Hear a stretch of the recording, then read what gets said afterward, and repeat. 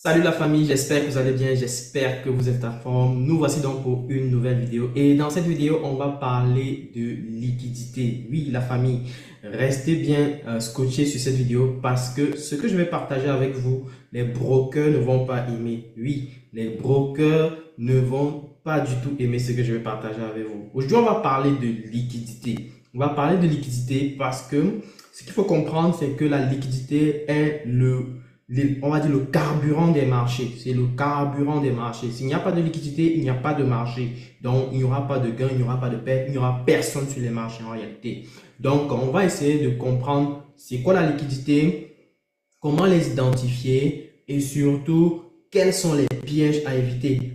Parce que il y en a des pièges et il faut savoir très vite les éviter. Donc, reste bien scotché jusqu'à la fin de la vidéo pour pouvoir comprendre comment est-ce que tu vas désormais trader avec les liquidités de A à Z. Ok?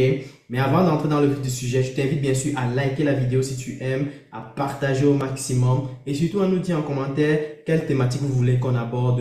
Ça me ferait grand plaisir de pouvoir survoler ces thématiques-là qui font référence à ce que vous souhaitez comprendre. Ok?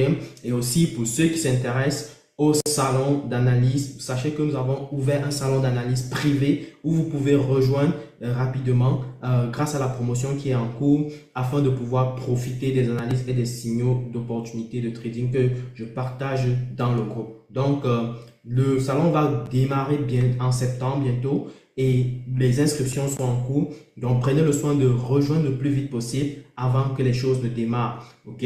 Donc, la promotion est exceptionnelle. Tu payes uniquement 5000 francs CFA par mois et tu pourras donc à chaque semaine recevoir mes analyses, mon plan de trading et tout ce que tu veux pour pouvoir bien sûr saisir de manière efficace les opportunités. Donc, si tu es intéressé par ça, prends le soin de nous contacter le plus vite possible. Je vais mettre le numéro en dessous et tu pourras donc avoir accès au salon. On va te donner toutes les informations nécessaires pour que tu puisses t'inscrire, ainsi de suite, et ainsi de suite. Donc, vas-y, dépêche-toi pour ne rien rater. Allez, je vais partager dans mon écran pour qu'on essaye de comprendre en profondeur ce que c'est que la liquidité. OK?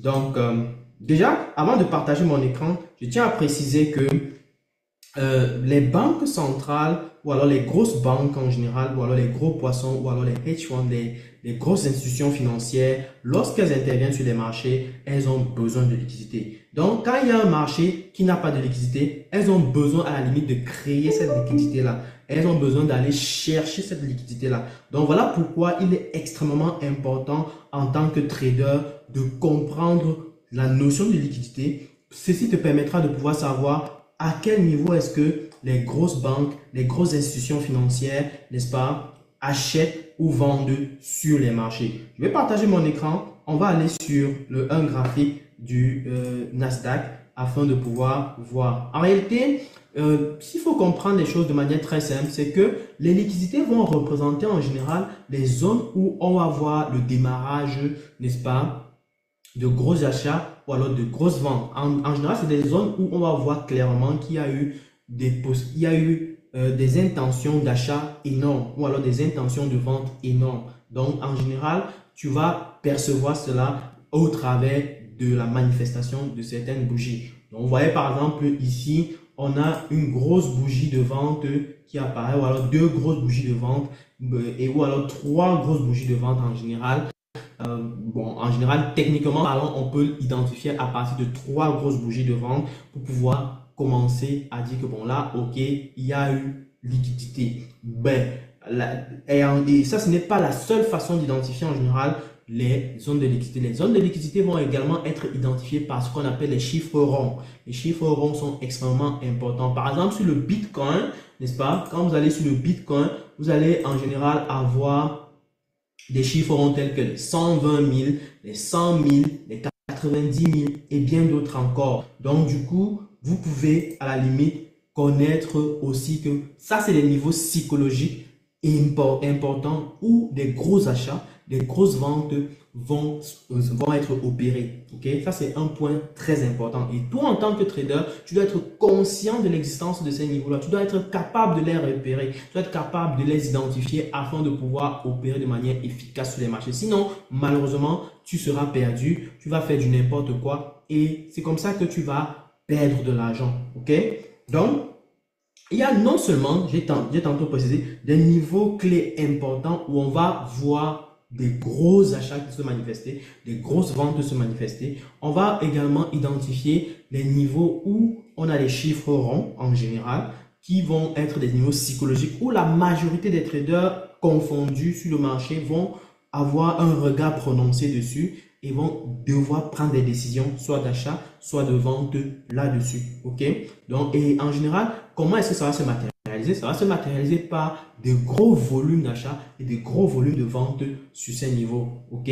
Donc, et ces gros volumes, vous allez remarquer qu'il y a des grosses bougies. Donc, vous voyez par exemple ici, on a des grosses bougies, de vente ici pour cette zone de liquidité. Si on va plus loin dans le passé, on va également déterminer ce genre de phénomène. Regardez par exemple ici comment quand on a démarré l'achat, on a eu de gros mouvements. Ok? Et si on va encore plus loin, on va se rendre compte que ça se répète, ça se répète, ça se répète. Ok? Vous voyez par exemple ici, on a eu de gros volumes d'achat. On a encore eu un gros volume d'achat ici. Ici, on a démarré une grosse vente. Ici, on a refait le même élément. OK? Donc, en général, ce qui va se passer, c'est que tu vas être capable de repérer ces niveaux-là et les tracer afin de pouvoir, bien sûr, les trader plus tard. Et ce qui est intéressant, c'est principalement les niveaux les plus récents. Donc, tu ne vas pas en général venir trader un niveau très ancien. Donc, par exemple, ce qui nous sommes sur le graphique du Nasdaq. Ce qui va nous intéresser, par exemple, sur le graphique du Nasdaq, c'est ce niveau de liquidité. OK? Et ce niveau de liquidité, c'est tout. OK? Donc, on ne va pas chercher trop à savoir qu'est-ce qui s'est passé il y a 10 jours, les choses comme ça. Non, non, non. Là, pour les 10 jours et un montant, on peut se servir maintenant des niveaux, on va dire quoi, des niveaux de support restant les plus importants en unités de temps supérieures telles que les unités de temps daily, weekly et bien d'autres. Là, ça va permettre de capter les mouvements de long terme en termes d'achat-vente qu'on peut avoir également sur les marchés. Ça, c'est sur les unités de temps supérieures, ok, qu'on peut identifier cela. Mais en général, sur un marché où tu veux repérer la liquidité, il faut savoir que les grosses banques, les grosses institutions financières s'intéressent à des niveaux d'achat récents, ok, ou alors les niveaux de vente récents qui sont les plus pertinents pour eux pour pouvoir engager également soit des achats, soit des ventes, ou alors prendre des décisions de manière simple, ok. Donc, du coup, voilà pourquoi on va s'intéresser à des niveaux très récents, ok, et non des niveaux très anciens, d'accord? Voilà, ça c'est un point important. Et donc, du coup, comme j'ai dit, les institutions financières vont se servir de ces niveaux-là pour pouvoir repérer où est-ce qu'ils vont acheter, où est-ce qu'ils vont vendre. Et ça, c'est valable sur toutes les unités de temps. Donc, plus tu vas aller sur les unités de temps inférieures, plus ces niveaux de liquidité vont devenir très fragiles. Ok? Donc, il est toujours fort intéressant de considérer les niveaux pour les unités de temps supérieures de manière sérieuse que les niveaux pour les unités de temps inférieures. Ok? Donc, ça dit par exemple un niveau de liquidité où que je vais identifier en unité de temps M15 va être moins important que un niveau de liquidité que je vais identifier en unité de temps M30 ou H1 ou H4 par exemple. Donc, c'est ce qu'il faut comprendre. Et aussi, va être beaucoup plus important qu'un niveau de liquidité que je vais identifier en M5, en unité de temps M5. Donc, ce qui veut dire que si j'identifie un niveau de liquidité en M5, je ne dois pas accorder une importance trop forte à cela. Mais encore une fois, ceci dépend de ta stratégie. Si tu es un scalper, éventuellement, des niveaux de liquidité de M5 vont peut-être être utiles pour toi, qui sait. Ou alors, pour quelqu'un qui est day trader, il va principalement regarder les niveaux de liquidité en M30, en H1, des choses comme ça, pour pouvoir mieux repérer les niveaux les plus pertinents qui vont lui servir pour exécuter leurs achats ou leurs ventes. Ok? Donc, par exemple, quand on va avoir, par exemple, des niveaux de liquidité comme ceux-ci, moi, je vais les trouver assez pertinents pour un contexte de day trading, ok? Pas pour un contexte de swing trading. Pour un contexte de swing trading, je vais par exemple beaucoup plus m'intéresser à des niveaux de liquidité en H4, ok? Pas plus, ok? H4 et peut-être daily ou même H1, ok? De temps en temps, ça dépendra. OK? Donc, OK. Donc, du coup, je vais revenir sur mon graphique M15 comme on était. OK, parfait. Donc, du coup, qu'est-ce que je disais? Ce que je disais, c'est que comment est-ce qu'on va devoir trader en général sur ces zones de liquidité? Même déjà, avant ça, comment est-ce qu'on va repérer? Le problème, c'est déjà commencer à les repérer. J'ai déjà dit, tu vas chercher les chiffres ronds, tu vas tous les tracer. Ça, c'est clair et net. Les chiffres ronds. Et trace des zones. Il faut tracer des zones. Donc, par exemple, sur le Nasdaq, on va chercher la zone des 23 000, la zone des 24 000. OK? C'est des zones de liquidité pertinentes. OK? Donc, ici, on a les 24 000. Vous voyez, par exemple, il y a une zone de liquidité qui a déjà été identifiée ici par mon indicateur technique. Il y a également la zone des 23 000 ou 23 500, des choses comme ça. Donc, quand je vais voir 23 500, je vais chercher à tracer une zone à ce niveau. OK? Donc, je cherche mon shape, je cherche 23 500 et on va voir qu'on tombe quasiment quelque part dans la zone ici. OK? On va tomber quelque part dans la zone ici. OK? Donc, ça va me permettre de dire que bon, OK, il y a de quoi faire dans cette zone. C'est en même temps, non seulement ils ont liquidité, mais aussi un chiffre. On voyait quand même comment est-ce que le marché a dû réagir ici, là, au cours de la journée d'hier. N'est-ce pas? Le marché a réagi de manière violente sur ce niveau de liquidité. OK, après, il y a également la zone des 23 000. Donc, je vais chercher la zone des 23 000. En 23 000, ça se trouve quelque part ici en bas. Donc, je vais tracer ça rapidement. Hop là. Donc, on va par exemple chercher la zone des 23 000. C'est quelque part ici en bas. Hop là. Voilà. Donc, du coup, la zone des 23 000, elle se trouve bien en dessous. Donc, moi, personnellement, je sais que s'il y a quelque chose à faire, c'est certainement de trader soit sur la zone-ci, soit sur la zone-ci. C'est les deux zones les plus pertinentes, en tout cas, qu'on a jusqu'ici. OK? Ou alors, je peux aller regarder en unité de temps M30, si je préfère trader en unité de temps M30, pour voir s'il y a des zones de liquidité qui ont été repérées de manière pertinente. Et clairement parlant, on peut voir que il y a cette zone en rouge que vous pouvez percevoir sur le graphique. Donc, je vais directement tracer ça comme ça pour que, quand je le trace comme ça, c'est pour que quand je me balade dans les autres unités de temps, je ne me perde pas parce que ce qui va s'afficher en M30 ne va pas forcément s'afficher en M15 comme zone de liquidité. Vous voyez que la zone rouge ne va pas être affichée lorsque je vais aller en unité de temps M15. Donc, vous voyez, ce n'est pas affiché du tout, mais quand je vais en unité de temps M30, elle existe bel et bien. Donc, ce qui veut dire que moi, en traçant ça comme ça me permet de me retrouver quand je veux me balader d'une unité de temps à l'autre. Quand je vais aller en H1, je ne vais peut-être pas voir quelque chose, mais je vais voir quand même qu'il y a cette zone verte là qui apparaît et qui va me servir de repérage pour une zone potentielle d'achat. OK? Donc, c'est comme ça que moi, je raisonne. Et puis maintenant, ce qui va se passer, c'est que en général, sur ces zones de liquidité, comme je dis, il y aura des gros achats, il y aura des grosses ventes. Ce qui m'intéresse, c'est de pouvoir identifier les zones, c'est d'identifier en réalité les premiers, deuxièmes, voire troisièmes achats qui peuvent s'opérer sur des zones comme celle-là. OK? Donc, qu'est-ce que ça veut dire? Ça voudrait dire que quoi? Ça voudrait dire qu'en général, quand tu auras une zone de liquidité comme ça, OK, le marché va foncer très rapidement, en général à la hausse, supposons qu'on va aller à la hausse. Moi, ce qui va m'intéresser, c'est d'attendre un prochain rebond sur cette zone-là pour pouvoir engager un potentiel achat. Parce que, en général, quand on a engagé une zone de liquidité, ça veut dire qu'il y a un bloc de contrat qui a été passé sur ce niveau-là. Et en général, les banques, les institutions financières ne passent pas leurs ordres en entier. Ils vont passer en découpage, ok, en plusieurs tranches, on va dire ça comme ça. Donc, du coup, ils vont placer un premier bloc d'achat. Ça va peut-être engager les hausses. Les gens vont commencer à acheter. À partir d'un certain moment, ils vont vendre. Donc, quand ils vont atteindre un niveau pertinent de vente, ils vont le faire, ils vont commencer à vendre. Donc, c'est comme ça qu'ils vendent. Et là, du coup, donc beaucoup de traders vont vouloir poursuivre le prix en général dans ces zones-ci. Ce qui est un gros piège. Donc, quand en général, il y a ces premiers achats, c'est soit tu peux décider d'entrer dans un pullback, soit tu peux décider de ne même pas entrer. OK? Donc, une solution stricte, c'est de ne même pas entrer. OK?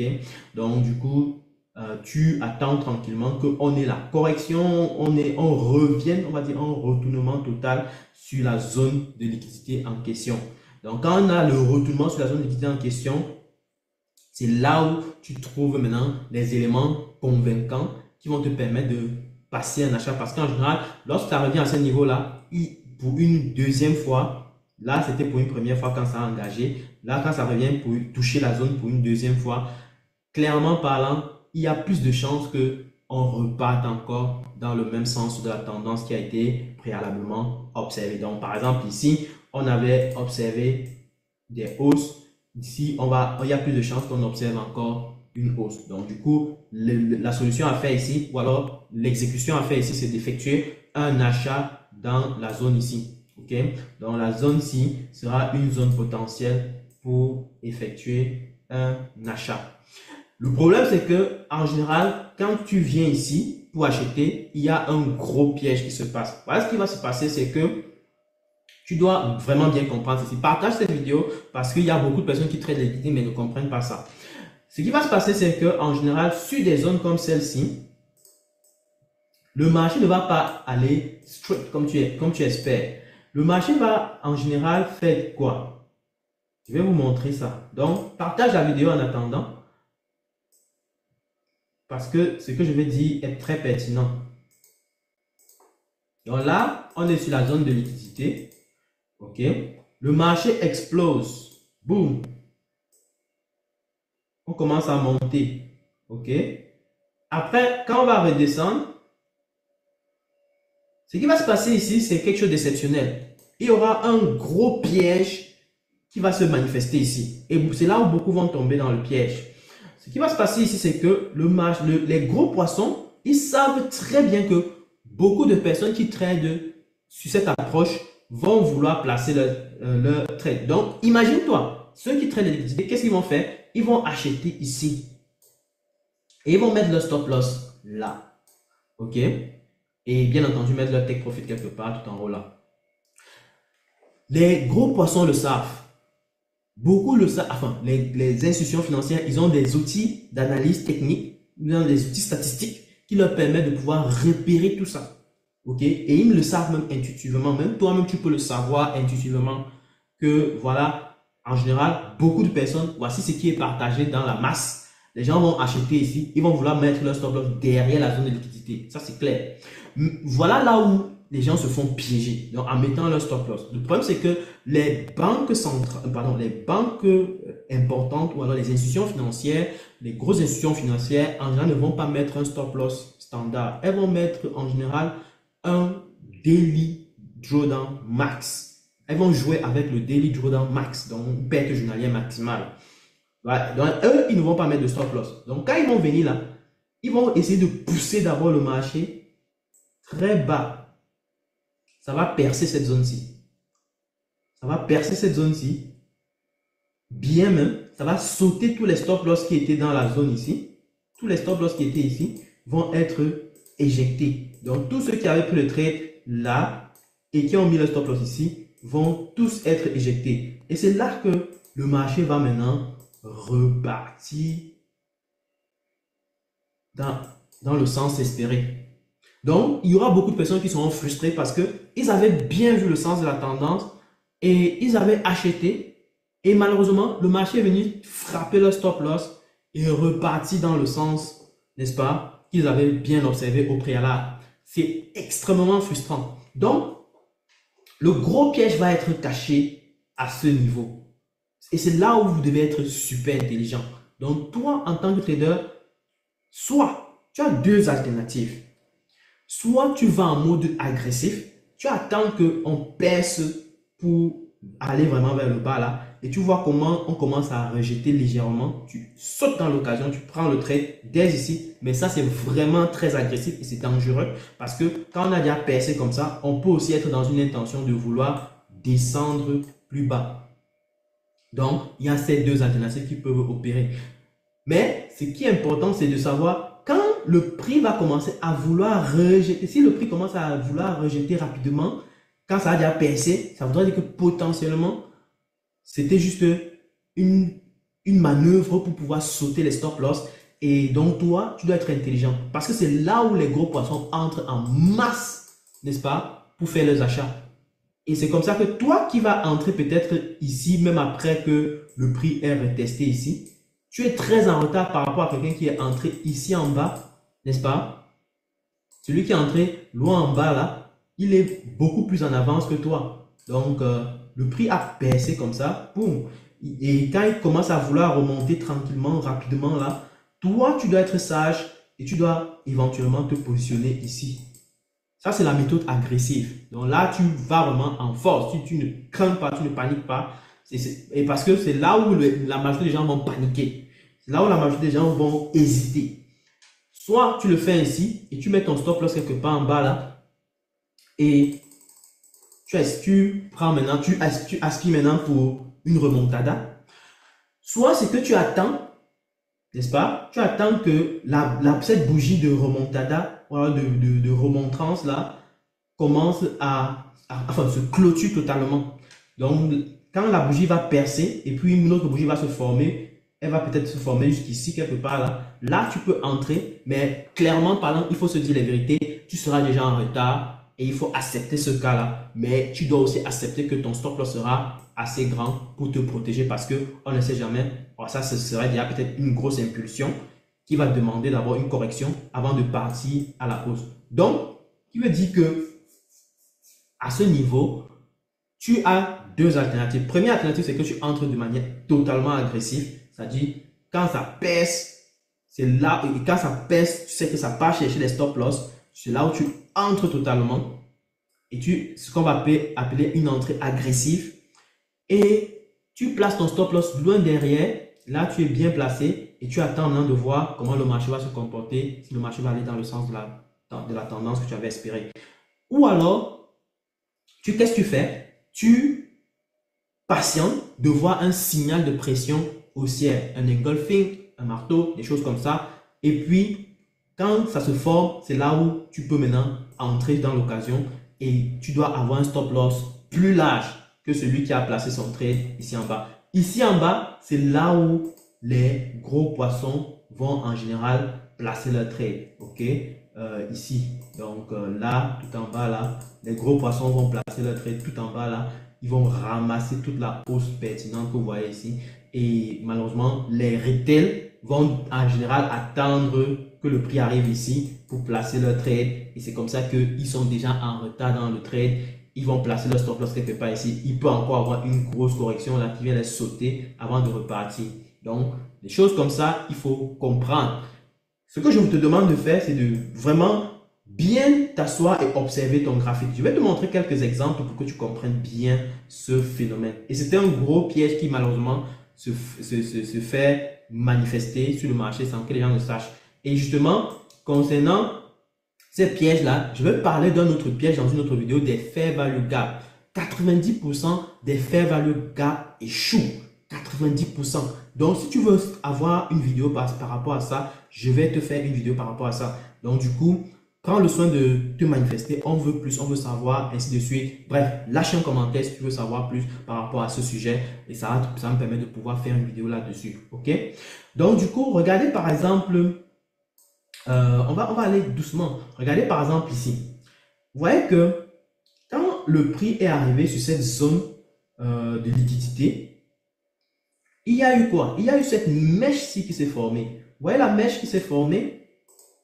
Cette mèche-ci vient en réalité sauter le maximum de stop loss possible, imaginable. Parce que de base, les gens, le mouvement d'achat était engagé quelque part ici. Parce que, en général, en tant que retail, qu'est-ce qu'on veut? On veut avoir des signaux qui montrent clairement que, bon, voilà, la pression est haussière, tout est clair, tout est clean, tout est propre. Et on peut se lancer dans le trade.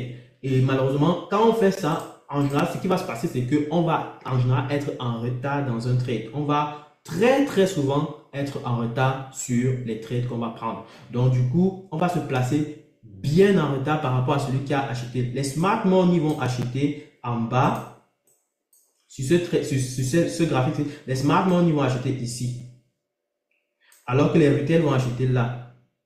Certains retail vont m'acheter ici, parce qu'ils veulent absolument avoir une confirmation. Vous voyez, c'est l'effet de confirmation qui fait que beaucoup de retail sont en retard sur certaines positions.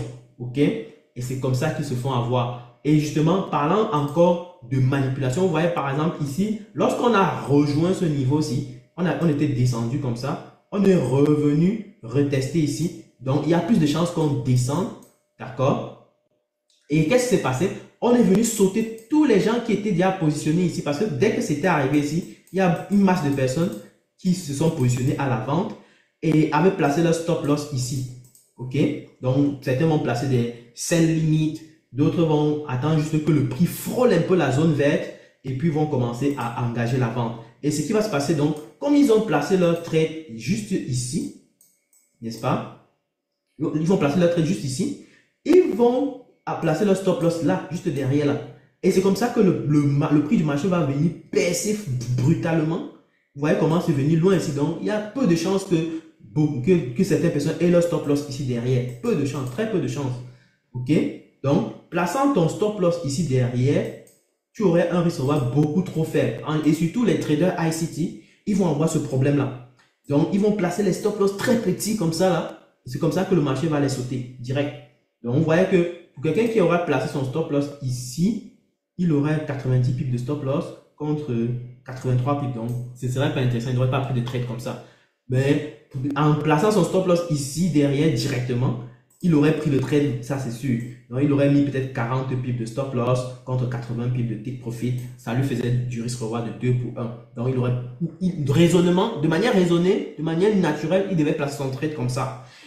Le problème, c'est que quand tu places ton trade comme ça, tu vas te faire avoir. Voilà et la preuve en est là devant nous avec les mèches que vous pouvez percevoir ici. Donc, cette mèche-ci est venue sauter les gens en stop loss. Cette mèche-ci aussi. Cette mèche-ci aussi. Donc, c'est ici que tu places ton trade, mon ami. C'est ici, de manière agressive. Ou alors, au pire des cas, ici. Après la clôture de cette bougie verte-ci. Ou de la bougie rouge qui vient de se former. Donc, tu vois, la bougie verte qui s'est formée, elle a montré clairement qu'il y a une mèche. C'est une mèche qui est venue ramasser toute la liquidité de vente qui était là. OK?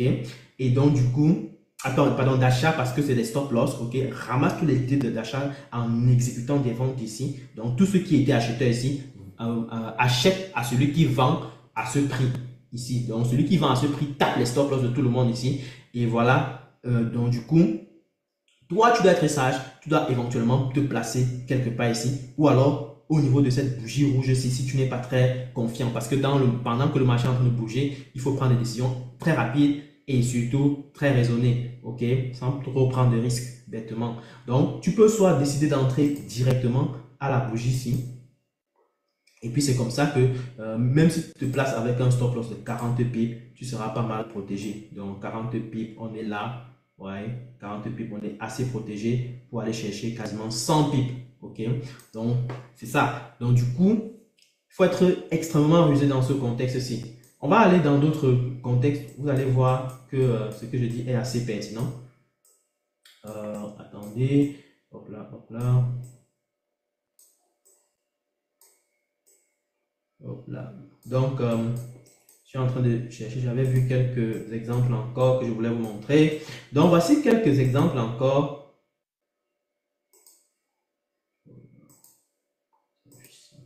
Voilà, voici un autre exemple assez palpable dont je vous parle.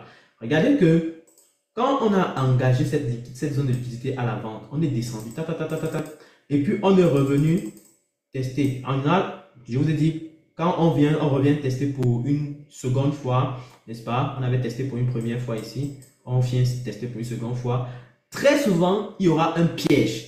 Et justement, le piège va se passer véritablement sur cette zone-ci avec les gros poissons. Vous voyez que ici, qu'est-ce qui s'est passé? Ce qui s'est passé, c'est que on a brisé totalement cette zone-ci. On a tourné en rond. Et il y a une grosse mèche qui s'est manifestée. Une véritable grosse mèche qui s'est manifestée. Ça, c'était la mèche de piège donc c'était vraiment la mèche de manipulation de piège que les gros poissons ont mis en place pour pouvoir ramasser tous les stop loss dans la zone ici le maximum possible, quoi. Genre, ils ont vraiment tapé sec, quoi. Donc, du coup, voilà pourquoi, pour quelqu'un, en général, ce qui va se passer, c'est que beaucoup, quand le prix va arriver ici, va commencer à tourner un peu ici, ils vont placer leur vente. Ouais, et ils vont placer leur stop loss quelque part là. Donc, ils auront leur SL ici. Ils auront leur TP éventuellement ici. Donc, ça va correspondre au niveau, ça va rejeter ici, ou pour certains ici en bas. Ok. Et donc, du coup, toi, quand tu fais ça, quand tu raisonnes comme ça, les gros poissons le savent. Et donc, du coup, ils vont frapper, n'est-ce pas? Ils vont frapper tous les stop loss des gens qui sont ici là, qui vont être placés dans la zone-ci. Donc, pour tous ceux qui sont là, les stop loss vont être tapés de A à Z, et malheureusement. Et c'est comme ça que après, vous allez voir comment le prix va revenir rapidement encore dans la zone et repartir dans le sens de la tendance que vous aviez observé au préalable. Donc, soit, comme je dis, tu as deux alternatives. C'est que tu attends que cette bougie-ci se forme. Ce genre de bougie, en fait, tu vas la remarquer par une longue mèche en général. Tu vas la remarquer par une mèche bizarre. Okay? En tout cas, elle sera assez perceptible. Tu vois, elle va apparaître là, tu vas dire, c'est de ça qu'il s'agit. Ok? Donc, quand cette mèche-là apparaît, c'est là que tu te positionnes. Boum. Ok? Et tu patientes. Donc, une fois qu'elle a vraiment clôturé cette bougie-là, ou alors quand elle est en train de se former, tu peux aller même en temps inférieur pour voir si au minimum la mèche là c'est déjà clôturé proprement. Et là, tu peux maintenant sauter dans l'occasion, entrer et profiter de la tendance qui s'est manifestée. N'entre pas, tu peux décider d'entrer après, mais encore une fois, je dis, ce serait extrêmement risqué aussi parce que tu entres en retard et donc du coup, il peut encore avoir une correction bizarre qui vient après pour te sauter du marché. Donc, pour moi, j'entrerai pertinemment ici, ok? J'entrerai ici ce qu'on va appeler une entrée agressive, peu importe. Maintenant, pour quelqu'un qui veut être resté safe, tu entres ici, ok? Là, tu es rassuré que bon, voilà, on est revenu dans la zone, on a traversé, ainsi de suite. On est en train de vouloir descendre, donc ça fait plus de sens de prendre à ce niveau-là. Mais tu te positionnes de manière raisonnée aussi en termes de stop loss. Donc, si par exemple, tu décides que, bon, ok, je vais entrer en mode safe, en mode conservateur, d'accord? C'est-à-dire, pour quelqu'un qui est conservateur, il va entrer ici, comme je dis. Pour quelqu'un qui est agressif, il va entrer plutôt ici en haut. Donc, si tu es conservateur, tu entres là. Et ton stop loss doit être minimum ici derrière. Ok? Minimum. Au meilleur des cas, c'est ici derrière. Ok? Au meilleur des cas, ça doit être derrière cette mèche-ci. Ok? Donc, du coup, tu as deux choix. Soit tu entres exactement comme j'ai dit. Ici, je vais mettre en jaune. Je vais mettre en orange. Donc, soit tu décides d'entrer ici exactement quand la bougie là clôture. Et ton stop loss sera forcément quelque part ici derrière, ok, et ton take profit sera quelque part soit ici, soit pertinemment ici, ou alors tu décides de dire bon ok, c'est un peu trop risqué, je vais entrer là où il y a la zone bleue quelque part ici, et ton stop loss sera bien loin derrière. Donc et quand tu entres de manière modérée, manière conservatrice, tu dois accepter que bon voilà, je suis entré de manière conservatrice, mais je dois avoir donc un stop loss qui est assez raisonnable. Sinon, malheureusement, je peux encore me faire avoir. Ok? Donc, le plus important, c'est vraiment prendre en considération le fait que les choses peuvent se modifier très rapidement et aller contre ton sens. Et tu dois être prêt à accepter ça. Ok? Donc, c'est un peu ce genre de situation qu'on va rencontrer régulièrement sur les marchés et il faut être très sage. Vous voyez, par exemple, ici, ça a été extrêmement violent. Vous voyez, on est parti, on était monté brutalement, très rapidement. On est revenu sur la zone et ça a percé en un coup. Vraiment, ça a percé. Si les gens avaient placé des buy limit ici, c'est sûr qu'ils se faisaient ramasser totalement. Donc, tu plaçais ton buy limit ici, tu avais ton stop loss ici, en bas. Donc, tu vois comment la bougie est allée jusqu'ici. Donc, c'est énorme ici. Donc, quelqu'un qui est ici, il peut décider d'entrer soit après cette bougie verte-ci, soit après cette bougie verte, c'est plus pertinent. Ça a l'air trop bizarre, mais c'est de ça qu'il s'agit en fait. C'est malheureusement ce qui se passe sur le marché. Et il faut être plus sage que la masse. Et la masse va en général entrer malheureusement ici en haut.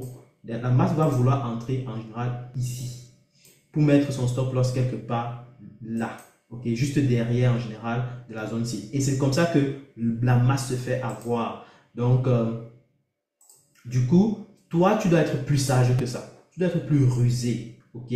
Donc, vous voyez que en se plaçant comme ça, tu aurais mis certainement un stop loss de 40 pips, un truc comme ça. Voilà, 50 pips. Et malgré ça, tu te faisais avoir. Même 80 pips, tu pouvais te faire avoir parce que vous voyez comment cette bougie ici est encore redescendue. Ça a frappé encore tout le monde ici et c'est reparti. Donc voilà pourquoi, quand tu es convaincu que c'est la première fois c'est la deuxième fois qu'on revient sur la zone et qu'on rejette brutalement et très vite, tu peux décider finalement de t'engager pour un achat, si c'est une opportunité à l'achat, bien sûr, et voilà, y aller de manière agressive une fois que tu as constaté qu'on a bien percé, on a rejeté, comme ici, et voilà, tu peux entrer et puis profiter de toute la tendance haussière qui se manifeste. Donc, c'est des choses comme ça qu'il faut maîtriser pour ne pas se faire avoir sur le marché. Dis-moi en commentaire si tu as aimé cette vidéo. C'est ce que je voulais partager avec vous. Donc, essayez d'analyser ça sur les indices, sur les cryptos, sur le Forex aussi. Le Forex aussi, je ne vais pas présenter tous les cas d'exemple. Il y a d'autres cas d'exemple que je vais peut-être aborder, mais sous un autre angle, ça va vous permettre de pouvoir mieux percevoir la notion de liquidité et comment éviter les pièges. Et voilà, ça va être très pertinent. Donc, dis-moi en commentaire si tu as aimé la vidéo. Ça me ferait grand plaisir. Et surtout, partage ceci au maximum. Like si tu as aimé. Et surtout, bien entendu, si tu as des questions, vas-y, lâche-toi. Et pour ceux qui s'intéressent au salon d'analyse sur les marchés financiers, on a un groupe privé où on partage des signaux, on partage des opportunités. Prends le soin de nous contacter le plus vite possible pour pouvoir saisir ta place et être avec nous pendant les sessions d'analyse. Ça te permettra bien sûr de pouvoir profiter au maximum des opportunités que nous partageons ensemble au quotidien. Donc voilà, les tarifs sont extrêmement abordables, 5000 francs CFA par mois et tu pourras donc avoir accès à mes analyses, à des opportunités et de pouvoir prendre des trades ensemble. Donc voilà, c'est étant dit, prends le soin de nous rejoindre le plus vite possible et profites-en au maximum. J'ai mis un numéro en premier commentaire pour que tu puisses nous contacter et voilà, ça nous fera plaisir de te servir. Allez, partagez au maximum la vidéo, on se dit à très bientôt pour une prochaine vidéo. Ciao!